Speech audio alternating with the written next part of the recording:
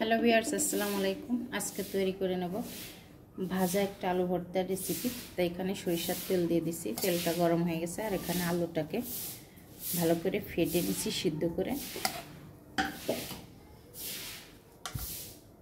পেঁয়াজ মরিচটাকে একটু সরিষার তেল দিয়ে ভালো করে ভেজে নিলাম। দিয়ে দেবো এর ভিতরে 1 চিমটি লবণ, দিয়ে দেবো এর ভিতরে হালকা 1 চিমটি হলুদ দিয়ে এবার আলুটাকে ঢেলে দেব।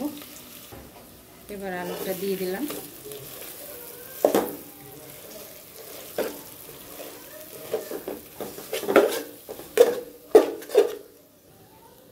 আলু ভর্তাটা প্রায় রেডি হয়ে গেছে।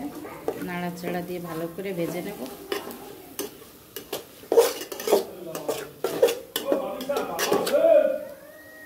বুঝতে হবে এরকম যখন ভাজা ভাজা লেগে যাবে তখন কিন্তু আলু ভর্তাটা একদম রেডি। তো আমার এখানে ভর্তাটা রেডি, এটাকে নামিয়ে নেব।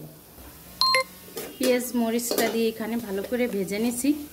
ডাউলটাকে পেঁয়াজ রসুন দিয়ে ভালো করে একদম ঘুটে সিদ্ধ করে রাখছি। আর এর ভিতরে কিন্তু জিরে দিয়ে দিলাম।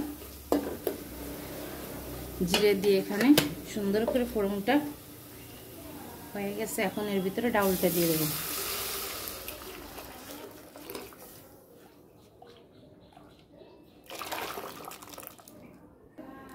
এখানে আমার ডাউলটা রেডি, তেলে দেওয়া হয়ে গেছে। এটাকে এখন নামিয়ে নেব আলু ভর্তার সাথে। ডাউলটা হয়ে গেছে, নামিয়ে নিয়েছি। হাঁসের ডিমটা ভেজে নেব। ডিমটা ভেজে নিয়েছি, তেলের ভিতরে মশলাটা দিয়ে দেবো। একটু লবণ একটু হলুদ দিয়ে মশলাটাকে ভালো করে কষিয়ে নেব। কাঁচামরিচটা পেঁয়াজ রসুন জিরা আদা দিয়ে একসাথে পেস্ট করে নিয়েছি।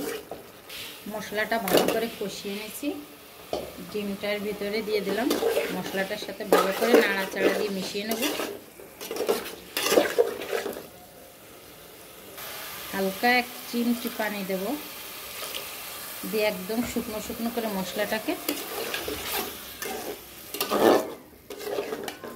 ডিমটা ভুনা করে নেব।